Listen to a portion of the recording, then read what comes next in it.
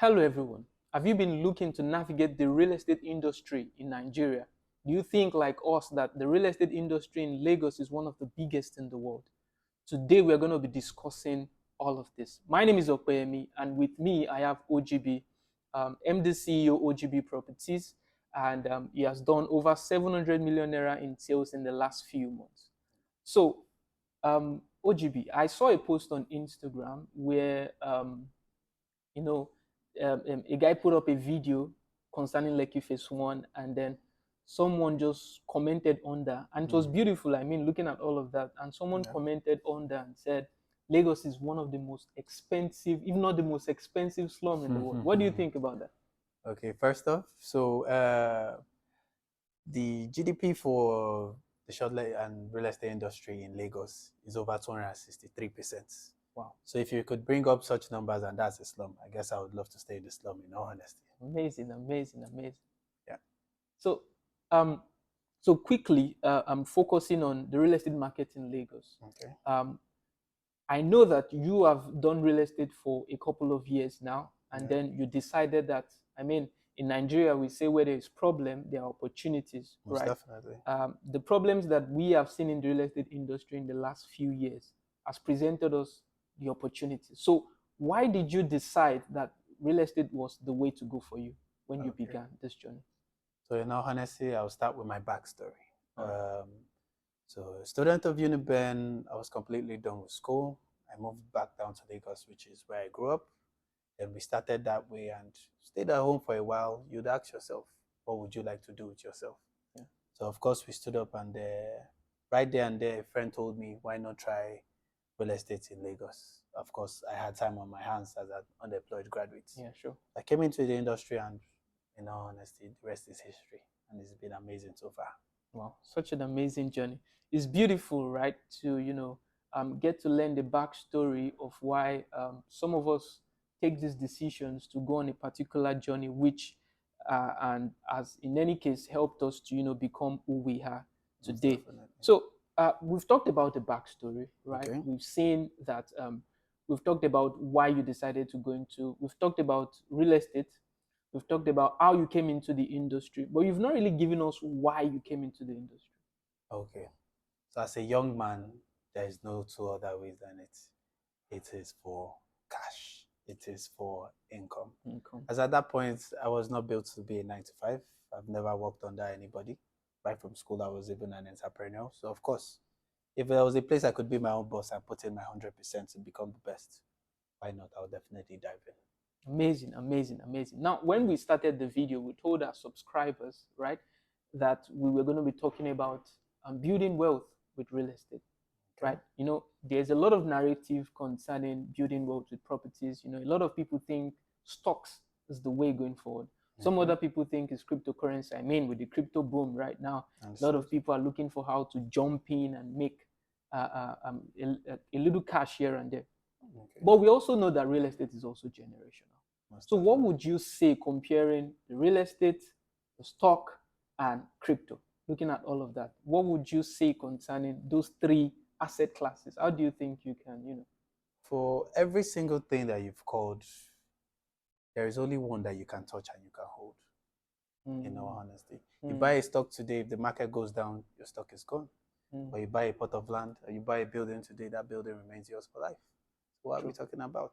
Generational, and you can see it. You can and that see is it. real estate for you. Yeah, that's amazing. One of the things real estate brings in is tangibility, Most right? definitely. I guess that explains what you just said. So now narrowing all of this down into making money, like you Okay. said. I know that there are various ways in which a lot of people make money in real estate. I mean, the Definitely. most common one, which is becoming an agent of some sort, whether you're selling real estate, you're selling land, you're selling building, and all that. Okay. But looking at it from an investor perspective, Okay. how do you think I can make money through real estate? So, like you said, there are several parts of it. You could buy, you could sell, you could own. But for me, at the moment, I believe the best and most viable way to have a good and steady cash flow is through the Airbnb industry in Lagos. In Lagos. At the moment, is at a boom. and you know that you have to key into whatever is moving fast at the moment. So I believe the best way and the quickest way, in all honesty, right now, is through the shortlet industry. It's through the shortlet industry. Through the shortlet industry, it's amazing. Now, narrowing all of our discussions down to the shortlet market, the shortlet industry, there are a few places that people think you can actually do this real estate model to make money. Right. So we're in Nigeria. Our geographical location is Nigeria at the moment. Where are some of those places, states, however, cities that you think you can, dabble into this real estate model to make quick and easy money? So the first two places I'll call is most definitely number one is Lagos, number two is definitely Abuja. These are the two places that I know, come rain, come sunshine, they are being prominent in the shortlet industry. And once we talk about Lagos, you most definitely must call Lekki Phase 1, you must call the likes of Victoria Island, you must call Ikoyi, and even at that, you must call Ikeja, you must call Magodo. These are places that are well sought after. Because if you want to relax up there, I'm sure you would not tell me you want to go to a mode of it. No. Honestly, that is the truth in the industry at the moment. Oh, that's beautiful. It helps us because this conversation helps us to see the viability of the business model, this cash flowing business model, which is the shortlet business model in real estate. You look at cities like Lagos, just like OGB has said, you look at cities like Abuja, right? And those cities, there are various things that drive, why these cities? Okay. There's more people there. In all honesty, and where more people are, more people want to relax. And there are more luxurious places in Lagos. I'm sure you could call multiple places you want to chill. There are places like clubs, there are places like amusement park, there are places like great restaurants you'd want to stay in Lagos. Same thing goes for Abuja. Abuja is even central and the head of the country. So why not? These are places you definitely want to go. They are more sought after. Amazing. So just like you have said, just to summarize that, population is really determining, and population is really determining the demand and the sophistication of the areas. Just to put all that you said into perspective. Now, I am an investor, right? I have a war chest of XYZ capital, and I am looking at building, or let's say I'm looking at investing in real estate to, I just want to invest in real estate and I want to make money. So there are three options that I have on my table now. There is the land banking. One. Number two, there is the buying of apartment for shortlet building, for shortlet renting. And there's the third one, which is buying of that same apartment for rental purpose. I'm talking about the traditional 1 year rental and all of that. So looking at these three options, you coming in as an investor, what would be the advice you would give an investor that has a war chest capital, to do any of this to make money? So first off, when we talk about land banking, that is a one-off trade. You invest today, you come back in a year's time, you get so percentage. We talk about rental. You buy the property, you put it out for rent, you get paid once, and you have to wait a whole another year before you get paid again. But through the shortlet industry and the shortlet space, you get paid almost on a monthly basis. And if you could handle your war chest properly, you could get paid on a daily basis. And we are businessmen. We always need cash. So if I could do a business that I have access to my cash on a monthly and weekly basis, I guess that's the best banker for me. Cash flow. And we all know that from Robert Kiyosaki. Cash is king. Cash is king. So, so looking at this now, the shortlet market is what we're focusing on right now. So, and I also know that, like every other person looking at, poking their nose into this industry, there are various factors that we need to also, put into context, into consideration when we are looking to make decisions to go this route. So I have a few of them on my list. Number one, I understand, right, that you just said if you're looking at investing in shortlet, some of the top locations, like if it's one in Lagos, Ikeja, Magodo, Ikoyi, Victoria Island, right?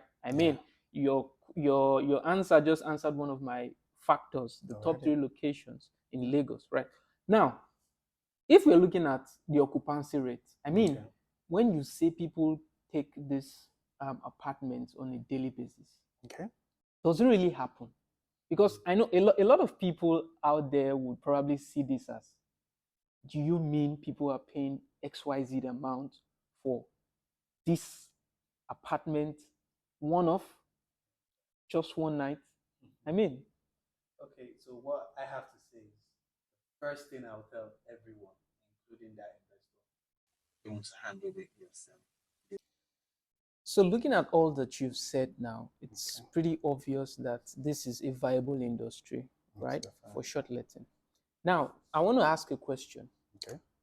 Occupancy rates. I mean, there are a lot of people that are probably wondering, do these things really happen? Do people really take, apartments for shortlets or Airbnb on a daily basis? Okay. So my answer would always be, give it to the professionals, in all honesty. It's just like a man that has done mining all these years and he comes from nowhere and says he wants to become a farmer. He's not going to get it well. Yeah. But if he gives the contract to a miner, the profits are going to make sense. So it's just a simple case, give it to the professional. And for our occupancy rates, we are looking at between 50 to 70% occupancy rates. And we can say that is a very good and viable business.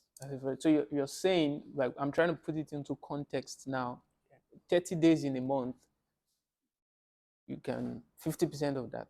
You can say 15 to 25 days. 25 days. It's very, very okay. Very, very okay.